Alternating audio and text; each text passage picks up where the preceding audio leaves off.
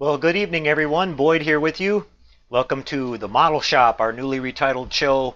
As some of you may know, I mentioned and posted on our Model Shop Guys Google page today that Jeremy will be no longer co-hosting with us anymore. He's moved on to some other things with his family and such. So you guys are going to have to suffer through just with me here from now on out until maybe we can find another replacement somewhere along the line. But we've got a great show for you guys in store tonight. I've got some really nice Modeler of the Week tribute that we've got from our good friend Rocket Boy 1969, aka, or actually Mike Lippeth, who's sent in some beautiful photos of his work that he's done on some various models, and we'll show you that here in a little bit.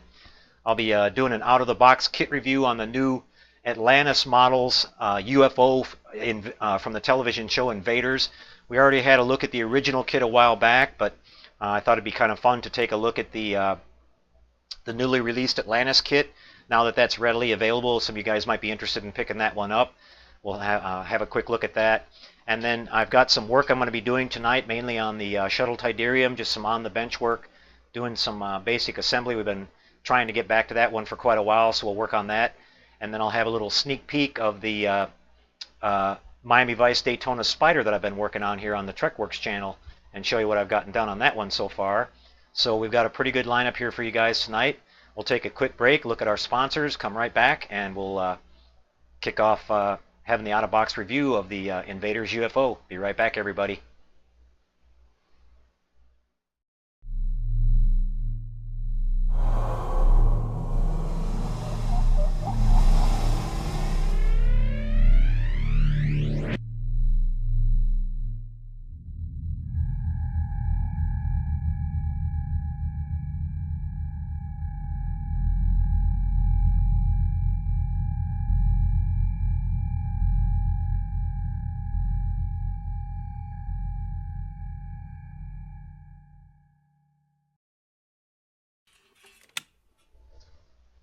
Okay, guys, back with you real quick, and here we are looking at the brand new from Atlantis models Invaders UFO. This is from the classic television show from the 60s.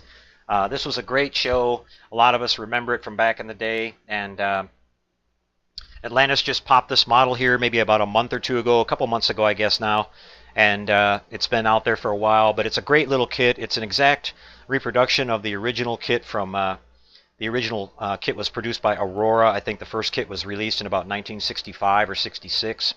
And what's really cool about this kit is that they repopped this in the original box art from Aurora that had this nice graphic here on the front and some pictures of the original model that was released in 64, 65.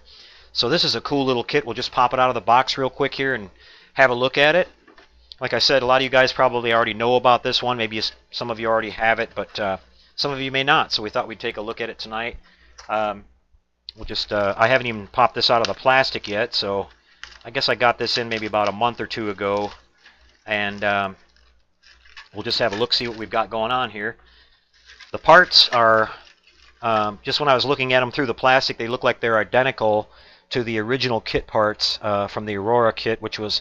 That kit was reproduced several times over the years, like we talked about when we did the review of that one a while back.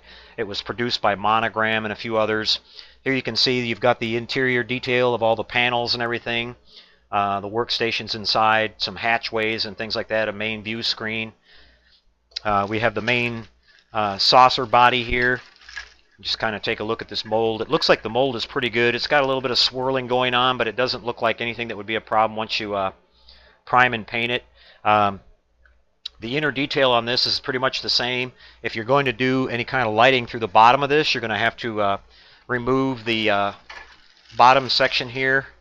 It has this molded in kind of, if you can see the detail on that, it has some kind of ribbing kind of going on there in the center, and you'll have to cut this out and make your own replacement, similar to what I did on the one that I built up here a while back.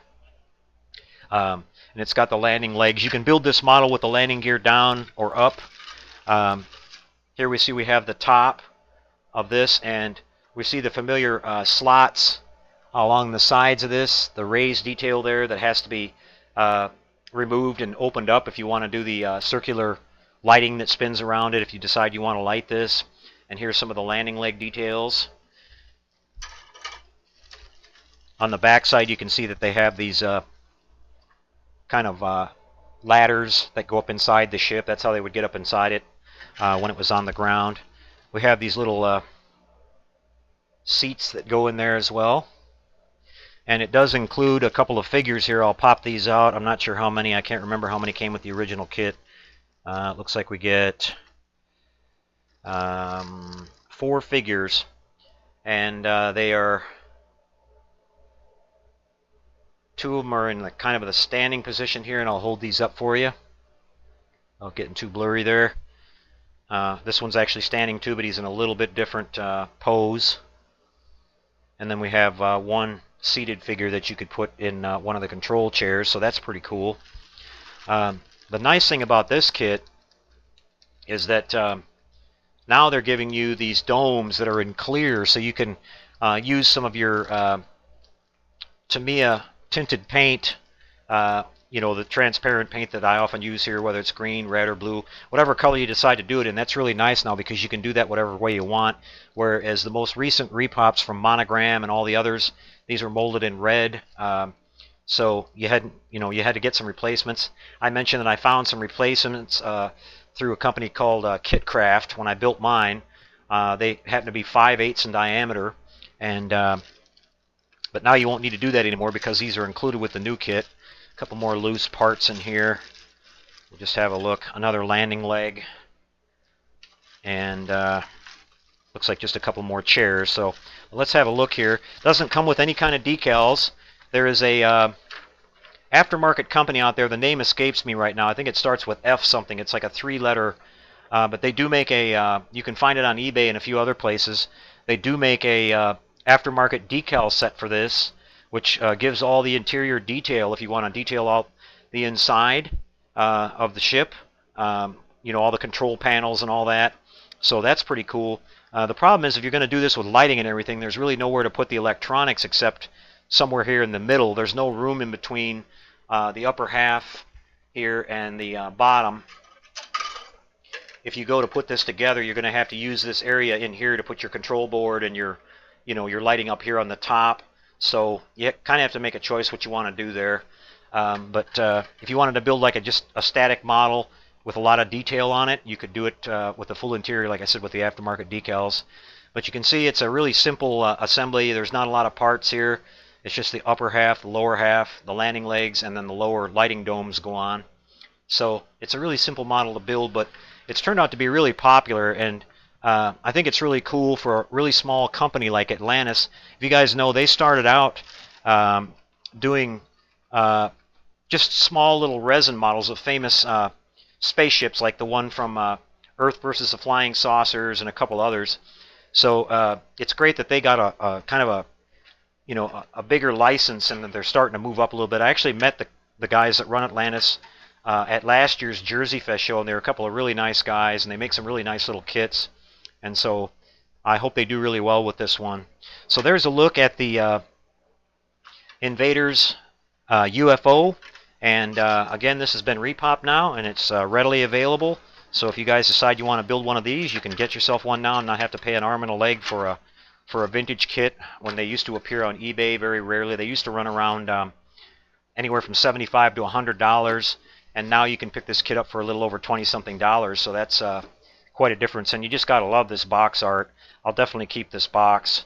I don't know if I'll ever build this model because I've already built one and I have it in my display room. But I just had to get one of these just to have the original box, like I said. So we're going to take another quick break here, guys. We're going to come back and I'll give you a little sneak peek of the Miami Vice Daytona Spyder that I'm working on. And then we're going to come back with our slideshow featuring Mike Lippitt's work. Rocket Boy, who's one of our regular viewers here on the show. He might be here tonight. I hope he is, so he gets to see his slideshow, or he'll get to watch it later if he wants to. But we'll be right back with that, and then we'll move on from there to the starting to work on some assembly work on the Shuttle Tydirium and putting that one off for a while, so it's time to get that one knocked out. So we'll be right back, guys. Another quick break.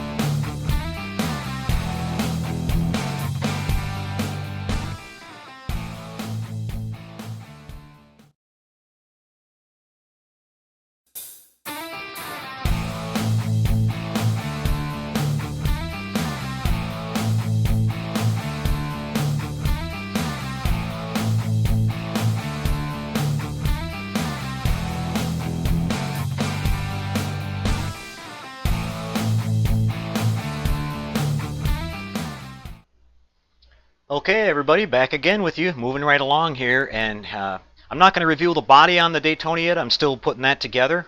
We did our paint job on that on the TrekWorks channel and put that video out here a few days ago, but I've been working on the chassis and the interior for it now, and things have been moving right along.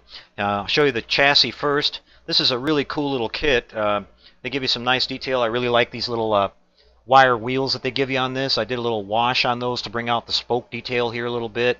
And as I mentioned in the video, this is actually a really close replica of the car that they used on Miami Vice for the first 2 seasons, because some people might not know it, but it wasn't actually a real Ferrari. It was a kit car built off of a 1979 or 1980 Corvette.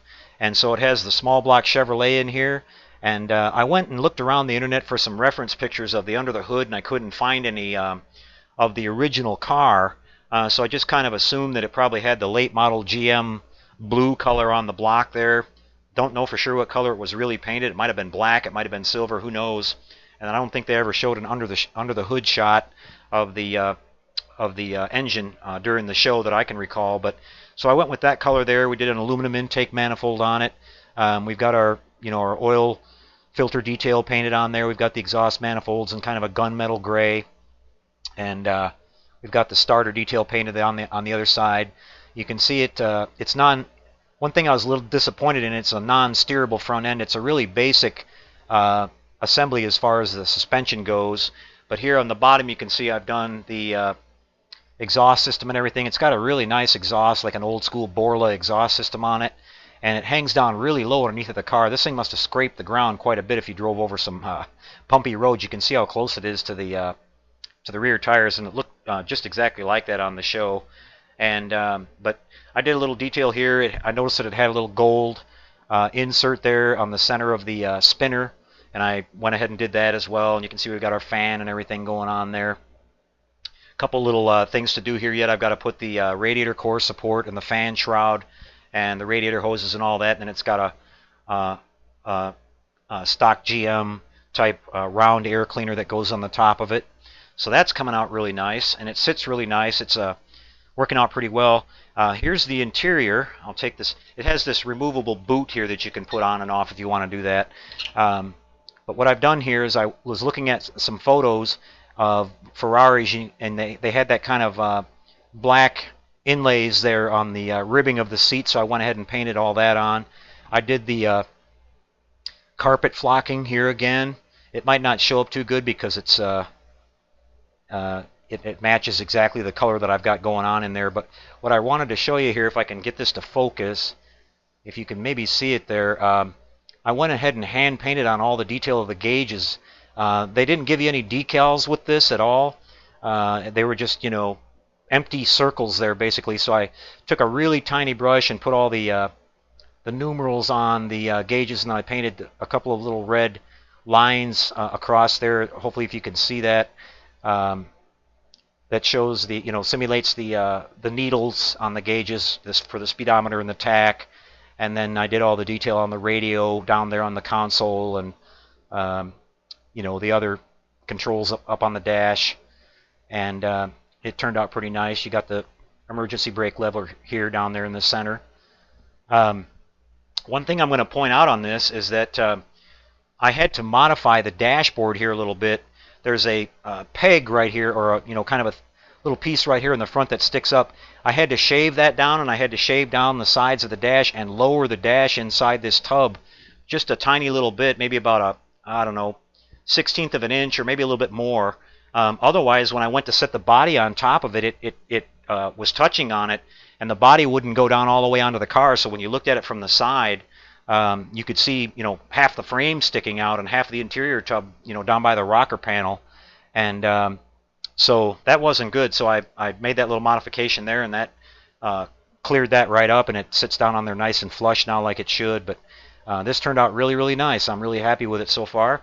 A little bit later this week on the regular TrekWorks channel, I'll show you the finale of that one. I'm just doing some final buffing on the body and getting the small little detail parts put on that. And you can see this little black boot goes over the back like that. Once it's down inside the body and everything, that'll look pretty cool.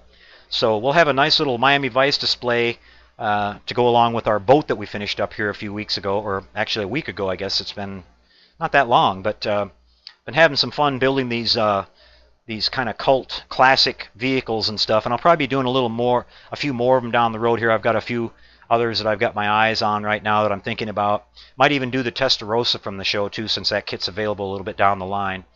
But okay, guys, well, I hope you enjoyed that. I'll come back here again in just a few seconds, and we're going to move right over to the slideshow.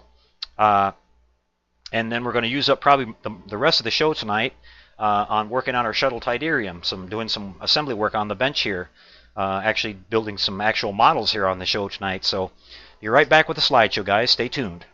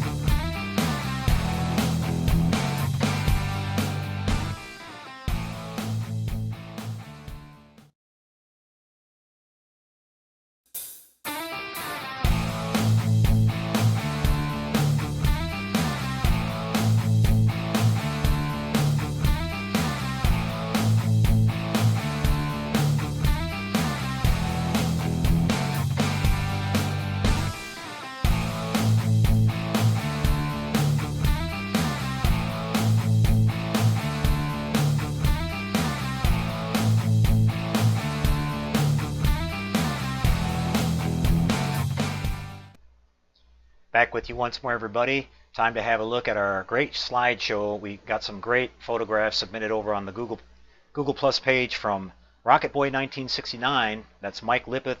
I see I just popped onto the chat session there real quick, and I see he's here tonight. Thanks for putting up the pictures, Mike. Enjoy the slideshow, everybody. Mike's done some fantastic work on these kits.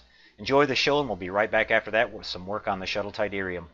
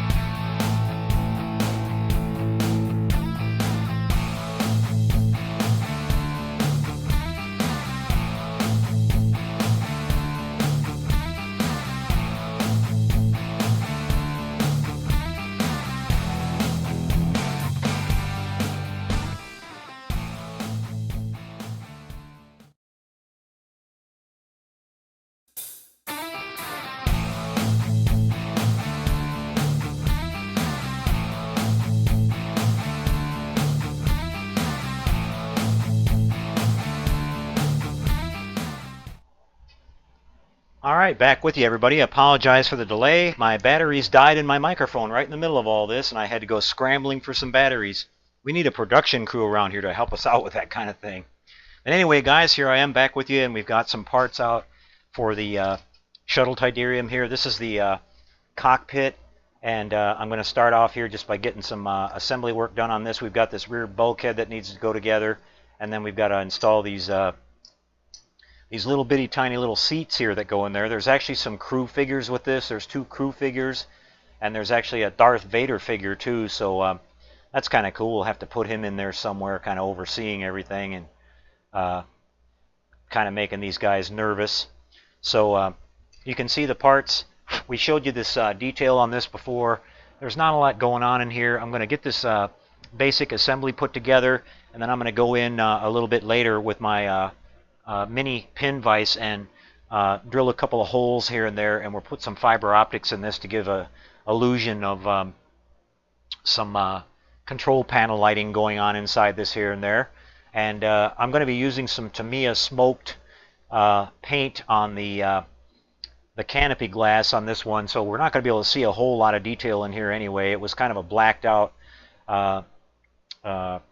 glass on the actual studio model anyway, so let's go ahead and get things rolling here. I'm just going to start by cleaning off the parts a little bit. Got a little bit of a flash on here. I've got a little bit of 180 grit sandpaper just to get rid of the big stuff, and then I'll take this down a little bit more with some 320 before we put it together here.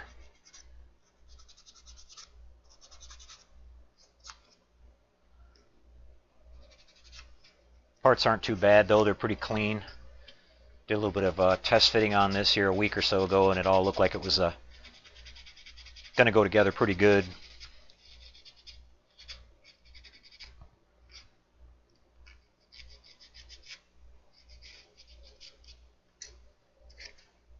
These little seats here have some mold lines on the side. I'm just going to knock them down here a little bit.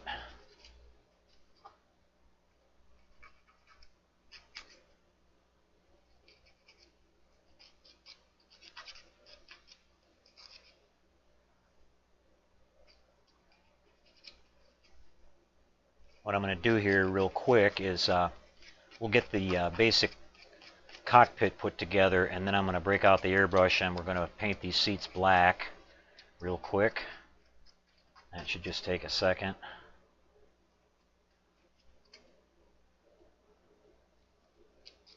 While we're working here, I've noticed the controversy this week over the, since we're on a Star Wars subject here, on the Bandai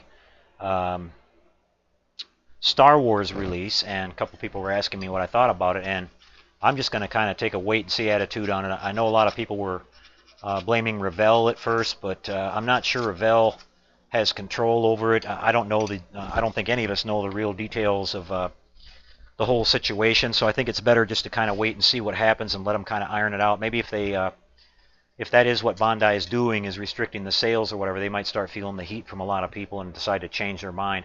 That's happened before. Let's hope they get it all worked out and everybody gets the kits. I know a lot of people have been really anxiously waiting for those to come out. I'm not really that big of a Star Wars guy, but I do enjoy the series and I like some of the model kits. But they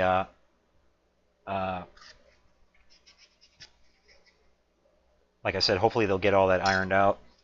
Okay, so we've got this pretty well wrapped up here as far as sanding goes. I'm going to take a little bit of 320 that I have here and just kind of scuff these up a little bit more, smooth them out a little bit.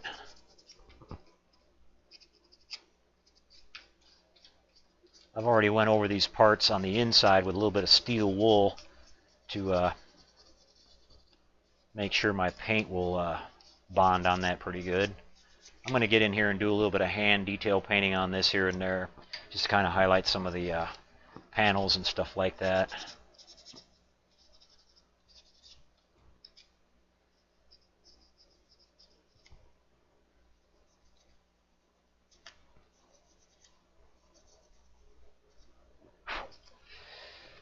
Okay, I think we've got everything pretty much ready to go. Now the first thing it calls for on the instruction sheet here is to glue this bulkhead.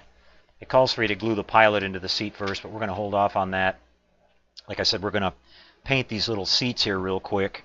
But I'm going to glue this together, and we're just going to put this bulkhead on here. Let's see if I can get myself a little puddle of glue going.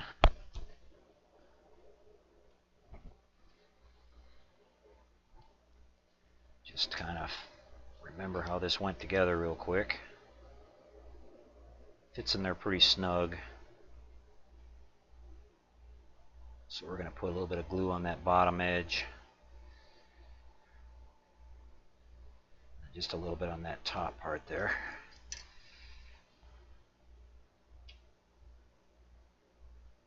My method here is just, you know, sometimes you can't control that glue coming out of the tube very well, you know, so I'll just put a little bit on a toothpick like this and just kind of smooth it around so I don't get too much or a sudden run out of the tube that I wasn't expecting. That tester's, if you've used it long enough, you know what I mean. It'll kind of get plugged, and all of a sudden a whole bunch will come out when you least expect it.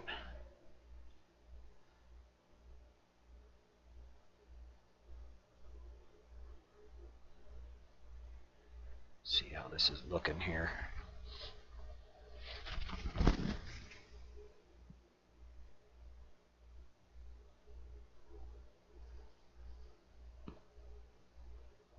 Got a little bit of a gap there at the bottom.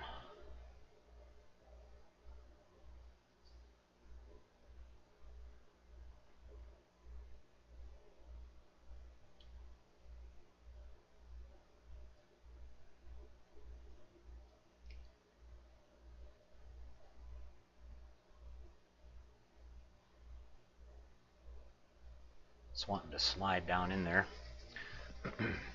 Okay, there's our bucket, and we're going to kind of set that off to the side here real quick. What I'll do is just go over and get my airbrush fired up real quick. I should have some black paint in there already, and we'll get these little seats painted.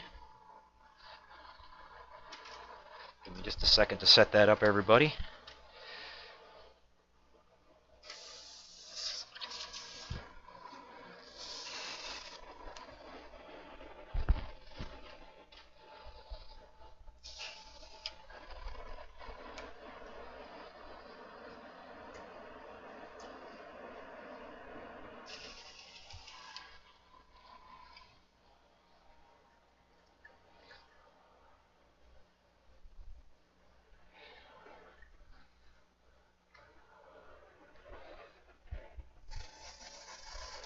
Okay, we've got our black paint set up.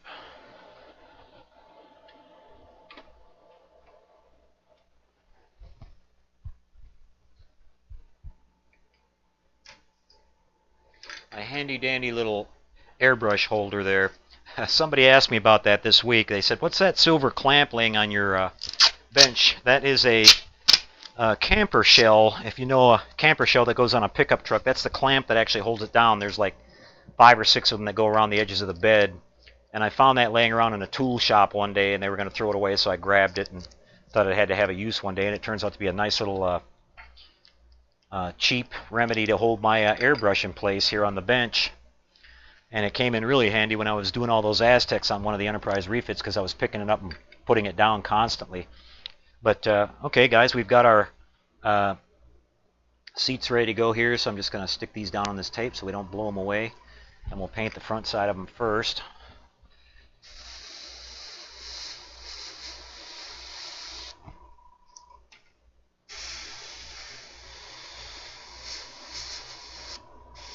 This is just some more of my good old Speesecker paint, my automotive paint. I'm just using it straight out of the can with a little bit of reducer in it.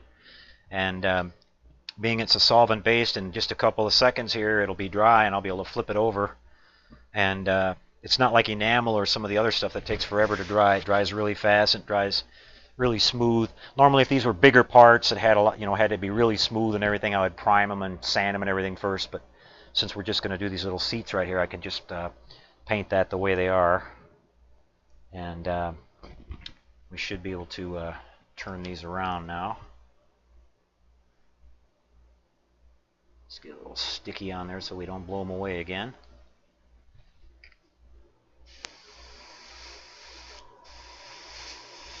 That's why I really like using this paint too. It speeds up my my build time dramatically because I'm not waiting 2 or 3 days for parts to dry.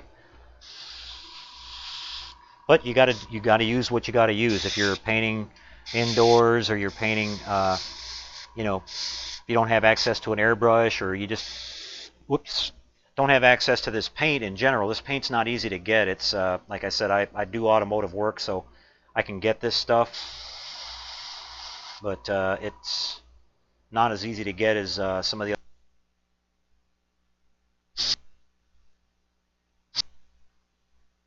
other one away. But it fell right down here. I should be able to find it. Give me just a second, guys. It went into the black hole, but we happened to see where it landed this time, so we should be able to grab it. I made a mistake there and should have had it stuck down on my tape a little bit better.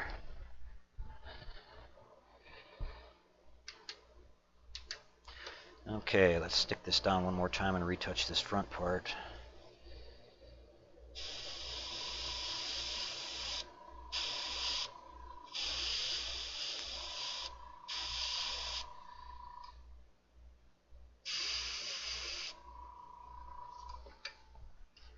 Okay, now what I'm going to do really quick, guys, I'm going to go over and just shoot a really quick coat of light primer on this. And then what I'm going to do is I'm going to paint the interior of this kind of a medium gray color, I think. So it'll only take me a second to do that. I'll force dry it here and bring it right back for you.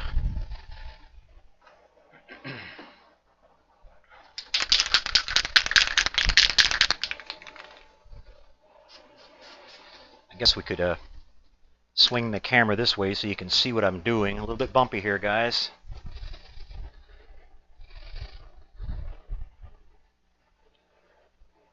There we go.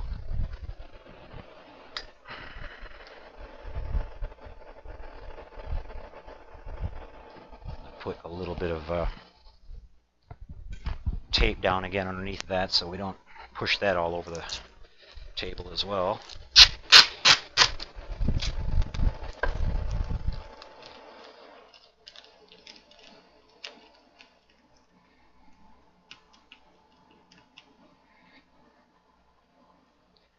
Okay, nice little light coat of primer here. Like I said, normally I'd use adhesion promoter if I was going to be doing a lot of masking on this, but I'm just going to hand paint some of the detail on here with a brush. It's too small to get in there and do very much masking or anything, so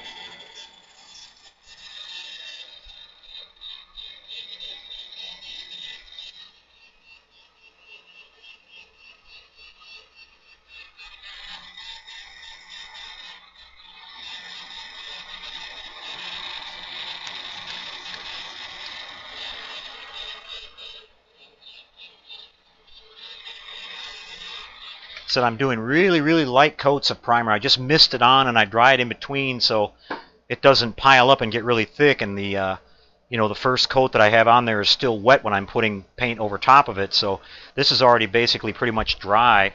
So I've got some black paint here, and I'm just going to mix myself a little bit of a little bit lighter shade of gray than this. So just by combining some white and some black together, I've got some white right here. And we'll just make a nice little gray, and I'll use the rest of that same gray on some of the other detail panels here.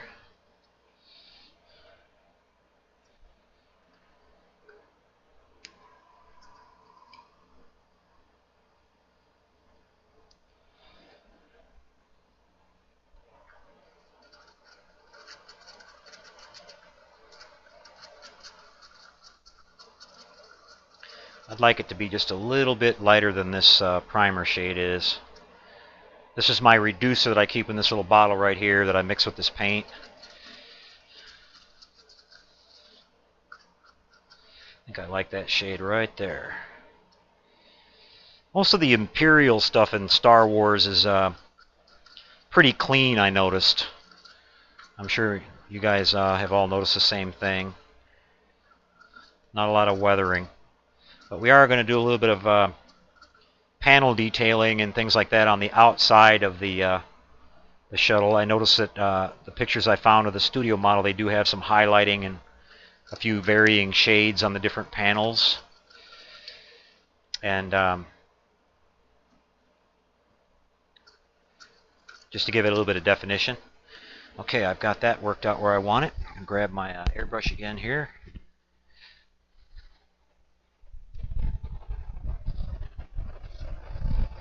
Put our black paint back.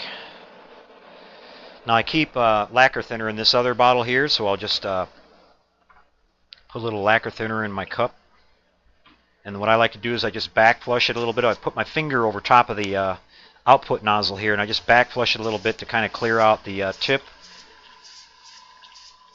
And I have a little waste bucket down there, a can that I keep, and a quick wipe with the towel like that, and another touch of lacquer thinner, and we got a clean brush all ready to go. It's not necessary to completely take your gun apart and do all that multi-cleaning between changing colors. You can change your color that quick. So we've got our color change now, and we're ready to go. So let's put a nice little coat of paint on this.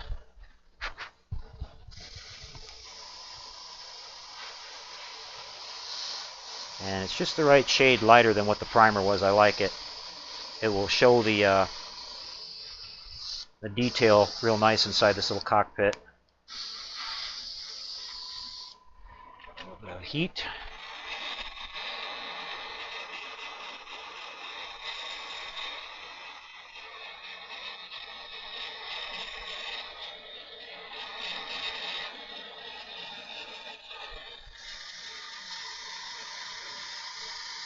Notice how I'm just doing these really light coats. Everybody has their own way of painting, but this has worked really, really well for me. I've gotten used to this. I've been using this paint for just about 20 years now. So, and you can see it's already dry. I can touch it. I'm not getting any fingerprints or anything. And there's our little detail. So now we'll take this back over to the bench and we'll get our seats glued in. I get asked often how I build models so fast. Well, I spend a lot of time doing it. I'm out here almost all the time. My wife is really cool about it. She lets me work. She knows I really enjoy it. She has her own little hobbies that she likes to do too. But that's another reason I'm able to do a lot of fast work, is that like I said, the paint dries really quick for me with this type of paint. If you were using enamel and stuff like that, you'd be waiting a day or so for that to dry, especially if you had high humidity. And it's actually pretty humid out here right now. But you can see our seats are dry and everything. We got those ready to go. We're going to put a little dab of glue on those and get those put down in there.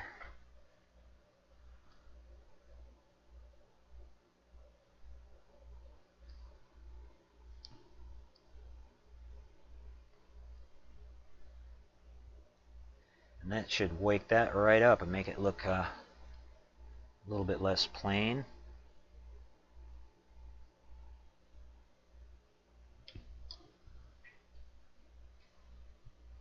I think I'll just go ahead and dip this one right in the glue.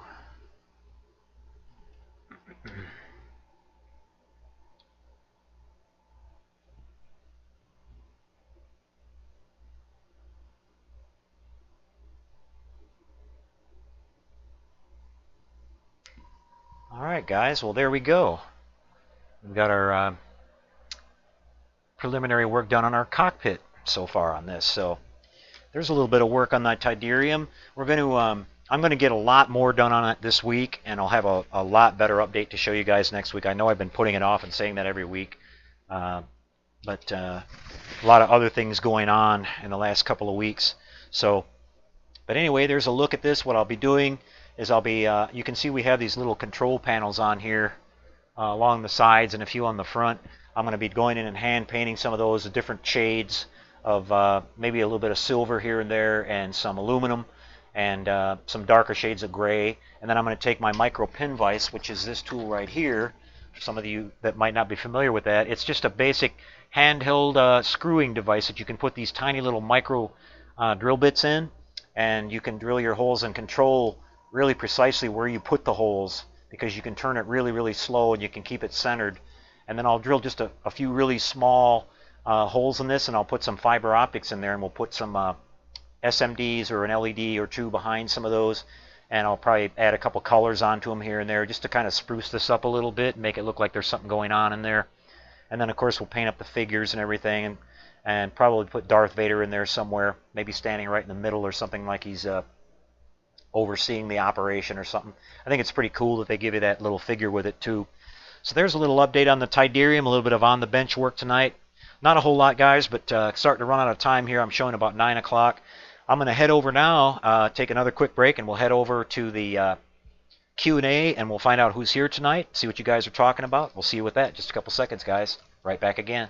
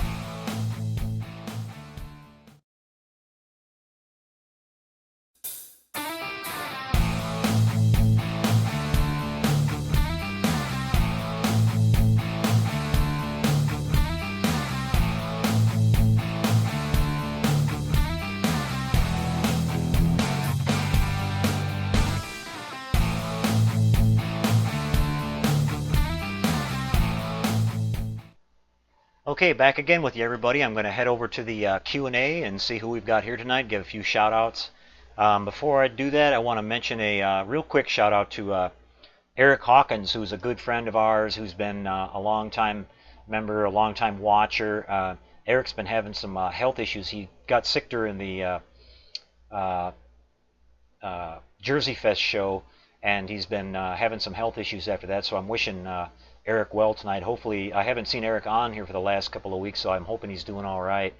And take care of yourself out there, Eric. We hope you get back with us real soon. I've seen you doing a few posting around the web here and there, so you must be doing a little bit better, but we're thinking about you, buddy.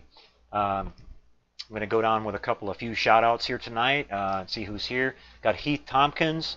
Good to see you, Heath. Heath was at our. We had a great little hangout last week. Instead of doing the show, I forgot to turn on the Q&A chat thing. I've got kind of rusty at doing hangouts, but myself and Heath and a few other guys, Scott, Aussie Trekkie from Australia were there. We were up until pretty late that night talking. Armando was there, a few other people. We had a good time talking about a bunch of different stuff and build models at the same time. So I might be doing a few more of those here and there. It's good to do that once in a while. And it seemed like the Google chat thing worked, or Google Hangout thing worked a little bit better for me that time. I had a little server issue where my server shut down after an hour, but it was a setting on my computer that was causing that, and I got that figured out. But let's go down the list here. We got Heath, we got John Petrie. John's here. Haven't seen John in a little while. John, good to see you. He's all the way from Great Britain, so it's late night for him. Chuck Brooks. Chuck was there at the Hangout last night. Had a good talk with him. Samuel Quinby. Scale Model Kit Review. Grayson Peoples. Nice to see you, Grayson. Hope your dad's doing well. Still looking forward to some more work on that Seaview. Tell him to get busy on that thing. We'd love to see more of that. Scale Model Kit Review. James Kirk. Rocket Boy. Mike, I hope you enjoyed your slideshow tonight. It was a pleasure to show that. Excellent work on your models. They're just beautifully done. I think my favorite is still got to be the Thing. I think your work on all of them was outstanding, but that the subject of the Thing and that's one of my favorite classic sci-fi movies. I think it was kind of a trendsetter when it came out, and it's still a great movie when it comes on. I try to catch it whenever they show it on TV. Got Country Woods 9000, Clint Llewellyn. Chris Cortell is here tonight. Nice to see you, Chris. You guys can check out Chris is doing a Halloween build on his channel of the Crypt Keeper. That's one of my favorites too, and he's doing an awesome job on painting it so far. It's a large size, I believe it's a vinyl kit, and he's doing an outstanding job. He's really good at painting those figures and doing all the detail on there, so check that one out, guys. We've got Samuel Quinby here, Michael Scarola, John Petrie, Stuart C., 2000 SPQR, that's our friend Calvin Sweet. Nice to see you tonight, Calvin. Mike Kovach, he's a regular here, Star Siege player. Jonathan Milbury, nice to see you, Jonathan. Chris with Space Pirates Hobbies is here. Nice to see you tonight, Chris. Gene Forfar, Dadnator 24. Got a pretty good crowd on hand tonight, guys. Nice to see you all tonight. Lou Wilsons. I hope I get that right. Galactic Modeler. Nice to see you. Derek Sabora. Nice to see you, Derek. We featured some of Derek's work here a couple of shows back. Beautiful job on his World War II diorama. Brian Knowles. Nice to see you, Brian. Chris Farrell. Chris has been doing some great work. He's been posting on the Model Shop Guys page. We really appreciate all of you guys that share your work and post on the page. It keeps it active, and everybody loves to check out and see what everybody's doing. You guys are all doing some fantastic work out there.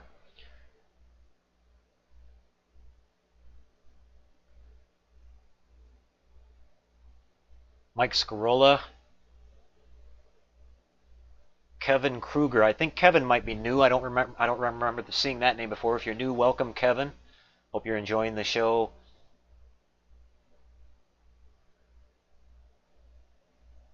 And let's see. Yep, John Petrie says he's been missing the show and he enjoys being with all the other guys on here. Glad to see you back around, John. I know you've been probably pretty busy building models. Nice to see. Yeah, Rocket Boy was giving Chris a comment on his. Oh, Eric's here tonight. Nice to see you, Eric. And like I said, I hope you're feeling better, buddy. We've missed you around here.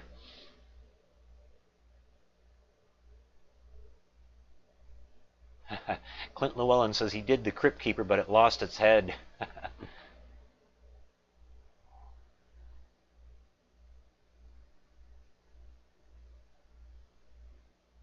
Tales from the Chris. Yeah, that's a show I used to catch every week. We got B. Tilly here tonight. Nice to see you, Bill.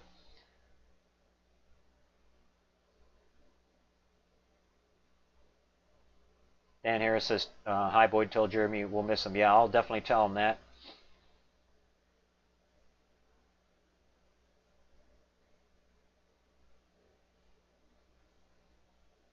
Oh yeah, Chuck, I thought you were at the Hangout last night. Maybe it wasn't. Maybe it was the week before. Yeah, we just did a regular. I posted the link on the Model Shop guys last week, but I forgot to turn on the chat part of it, and it'll only fit 10 people in there, so it was full, I think, from the very beginning, and a couple people left, and then a couple more people came in. But we had a good time. Like I said, I'll be doing a few more of those here and there. Leona Timber Company is with us tonight. Good to see you. And Jeff Black. Nice to see you tonight, Jeff. And Jamie Shiner, another one from England. Nice to see you, Jamie. You're up late as well. Okay, guys, if you have any questions about anything, now's the time to fire them up. I'm going to scroll through here and see if there's any questions that I didn't catch. They scroll by so fast, guys. I try to catch them, and then it'll only let me scroll so far, and I can't go back. So if I miss something and it's something important, go ahead and put it in there again.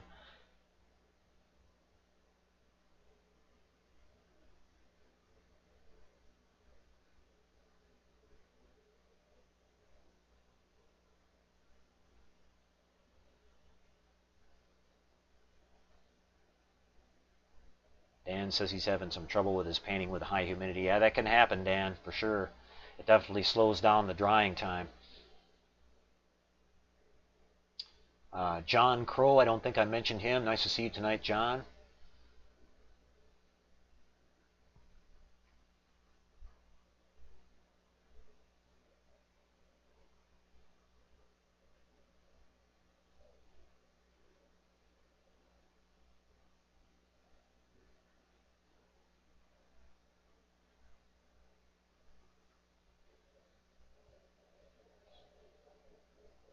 Stuart C. says, what is the Cygnus from? The Cygnus is from the Black Hole, the original Disney film. There's word that they're rebooting that movie. At least there was a few months ago. I'm not sure if it's still underway, but I would give that one a look-see to see if it might be any good.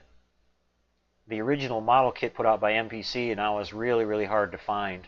It's very expensive. Clint says the flocking makes him itch big time. Yeah, that stuff will get everywhere, Clint. You've got to be sparing with it. I noticed on there I was kind of jabbing Clint a little bit on the page. He bought two, I think he said 8-pound bags. So everybody here, you know where you can get your flocking from if you need some. Clint's got enough for about 10 years. You're going to have to get busy with a lot of models to use that up, Clint.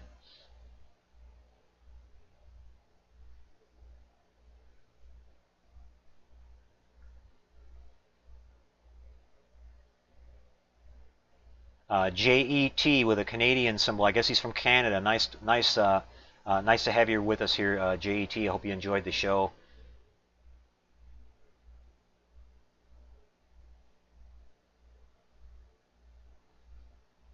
Yeah, a lot of the guys are commenting, complimenting Mike Lippeth, Rocket Boy, on his model work there. Yeah, it's beautiful. The detail on the painting detail and the texture on the original War of the Worlds alien was perfect too. It was beautiful. He's supposed to look all slimy and creepy like that, and the pose where he had him with his hands in front of his face, you know, when the guy shines the light in his eyes, that was perfect.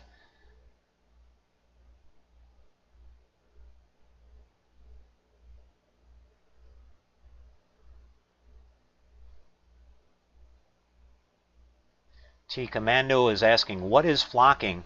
Commando, it's this stuff right here. I mentioned a little while ago that I used it on my interior of the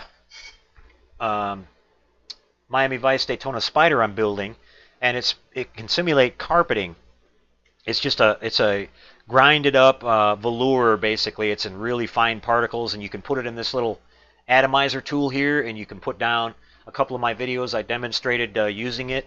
You just put it in there, and you just puff it on there. You put a little bit of glue down, and you can just puff it right on there, and it simulates realistic looking carpeting, and it's nice. It's nice and in scale too. It's not way too big. You can get this in different gradients too. You can get it in fine, medium, and coarse. This happens to be the medium stuff, but they make it even finer. If you want to use the fine stuff, you could actually simulate like the cloth seats on your cars and stuff like that. And you can get it in hundreds of different colors. This also can be painted. So like after you let it dry, if you have a color that you can't exactly match, and you do some interior work, you want to you've done a certain color like on the interior of your car model or whatever it might be, you let it dry, and then after the glue cures and everything, maybe a day or so later, you can go over it real lightly with your airbrush. Don't get it super wet, but just go over it with your airbrush, and you can actually paint it and change it to whatever color you want. So if you're trying to cover up a really dark color with a light color, that'll be a little bit tough. But if you're trying to cover up a light color with a dark color, that'll work really easy.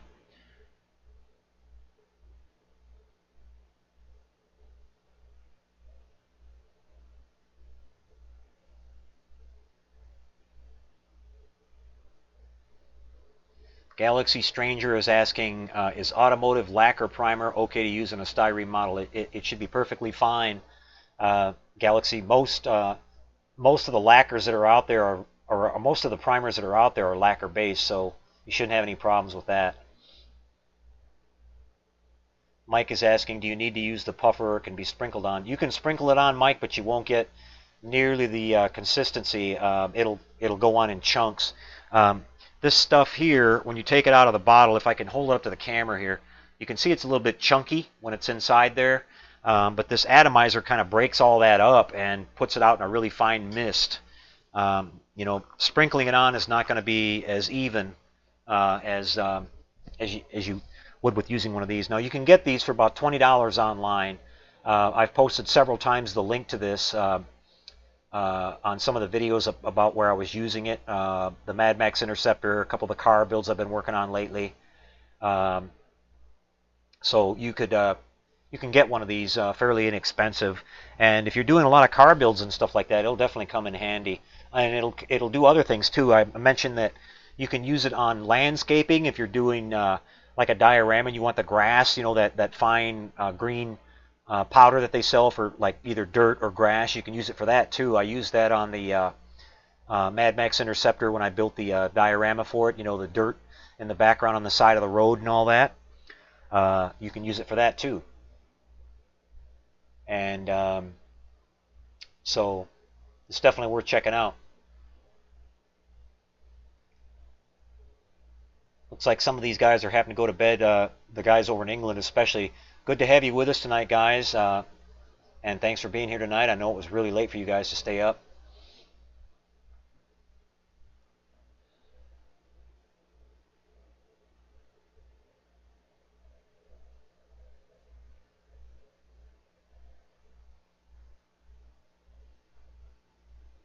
Just see if I saw any more questions here.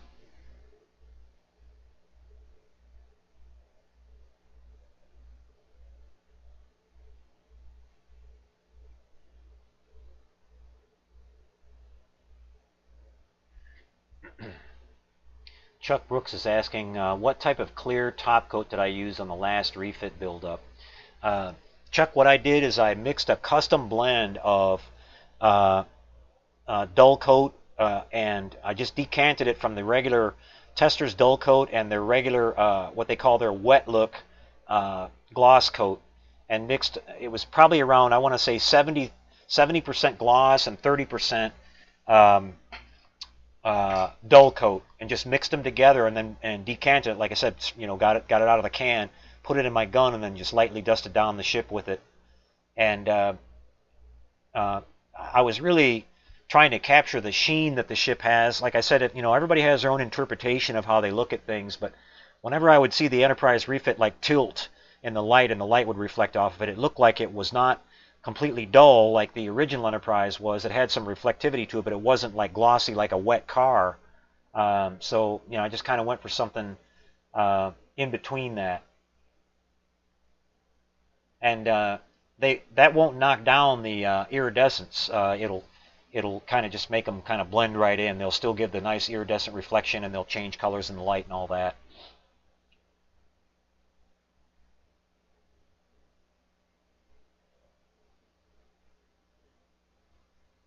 Brian says he's looking forward to the 8-foot Enterprise. Well, I'm looking forward to that too, Brian. We're going to be, should hopefully pretty soon here be able to show you some pictures of some of the parts. I'm just waiting to get permission from the people who are making them. They don't want to get too far ahead of themselves, and it all comes down to we don't want to get shut down again by anybody, basically.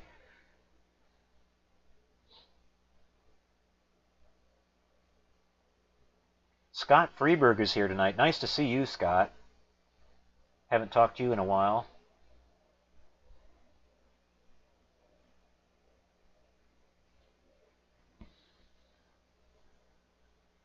Galactic Modeler, good night. See you next time. Thanks for joining us tonight.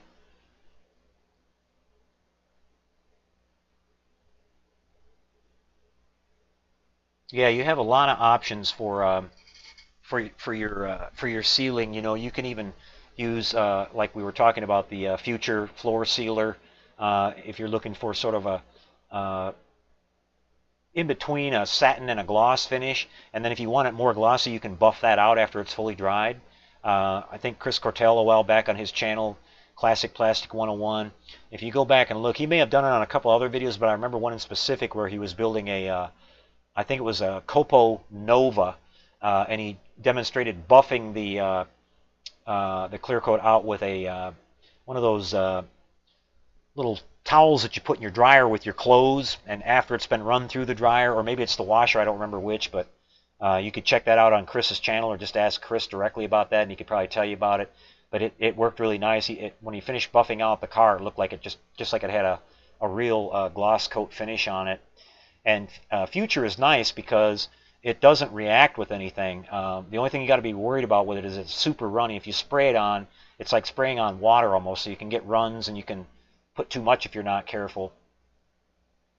It works really good for fixing little imperfections in plastic glass too, like if you get a little haze on your glass or whatever, or if you have a model where you have, like say a race car, which Chris has demonstrated that before too, where you've got to put a decal over the glass and you want to seal that somehow and not ruin the glass, because sometimes lacquers will attack the glass. You don't want to spray clear coats out of the can over top of your model glass. Sometimes I found that sometimes I guess it's depending on how they made the glass, what they use. Sometimes it won't bother it at all, and sometimes it'll just eat it right up. It'll just turn right into like a fog, and you'll have to get it all off there, and you'll just have to use some polishing compound and buff it all back out. It's a real mess if it does go wrong, but the Future won't attack it at all.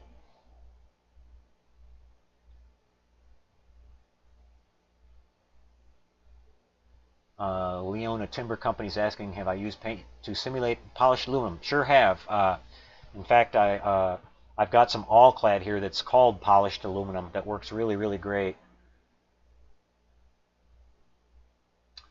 Mike, right now I'm using an El Cheapo airbrush. It's a $15 airbrush that I got off of eBay. I've been wanting to replace my brush here for a while. It just hasn't been in my budget. I need to get a new brush. My Iwata, we had an accident here with it in the shop, and it got dropped and cracked the cup right off the top of it. But this little $15 brush has been working absolutely fine. It's kind of funny.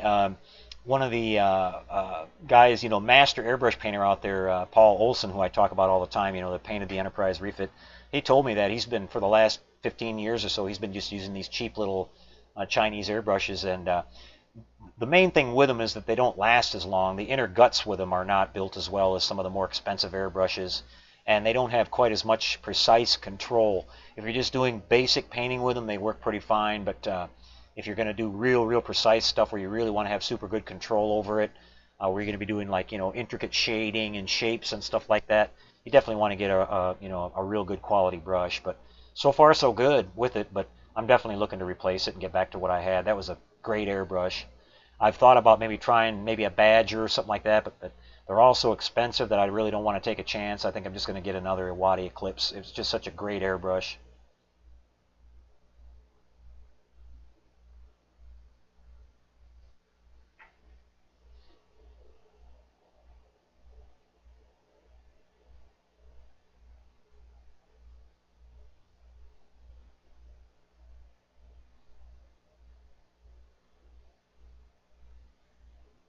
Can't hire the rat, Jamie. He's in rat heaven. He met his demise about a week after we first encountered him here. Armando's here tonight too. Good to see you, Armando. Might do a little Uvu hangout here afterwards, guys. See if I've got some time here. It's about 9:25. I'm going to be calling it a wrap here, guys. I enjoyed being with you tonight. I hope you guys enjoyed the show. Like I said, I'll be trying to get my marbles together here a little bit better as I go forward. Usually have Jeremy here to help me a little bit, but we'll get it figured out and get everything planned out a little bit better. This just kind of came, in the last couple of days, so we'll get it all worked out. And we'll kind of keep things going here, and I'm going to continue to work on improving the broadcast quality of the show too. I want to improve the cameras over this winter and a couple other things I'm working on. So.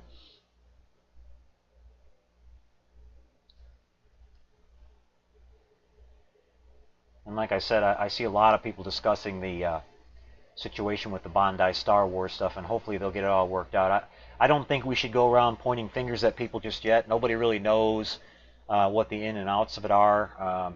People were blaming Revell at first, and I don't know if Revell is the one responsible for it or not. I mean, there's so much information. It doesn't seem like any of the big companies are talking about it yet, but like I said, hopefully it doesn't turn out to be a greed thing, and they just are trying to gouge people for the most amount of money they can, because that's not what modeling is about. I mean, it's all right to make a profit for sure and everything, but they got to keep these kits reasonably priced. I mean, it's already, it can be an expensive hobby to begin with, especially if you're just starting out.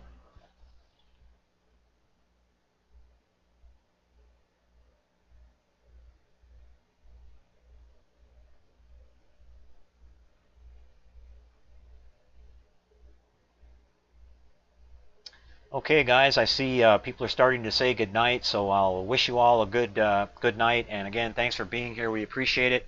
Like I said, we'll be back next week for another show. And this week I'll be doing the wrap up on the Miami Vice Daytona Spyder. And then I don't want to forget that we're going to be starting that really big. We've got two of those 1/1400 scale Battlestar Galactica kits from Badass Models that we're going to be building, and that's going to be a really nice little project to work on. I'm really excited to get started on that one. We are waiting for some clear parts to come in for the engines, and my good friend Jerry at HDA Model Works got me set up with that, and also provided us with another kit, and I'll have some details about a special little thing we're going to be doing with that one. So right after I finish up the Daytona Spyder, we'll get started on that, so about a week and a half away or so. And that'll be a long build series with a lot of detail put into it, so I hope you guys will enjoy that. A little bit back to a little bit of sci-fi on the channel. So, all right, guys, that's a wrap. Thanks for showing up tonight again. We'll see you next time, guys. Take care out there, and happy modeling, everyone. Good night.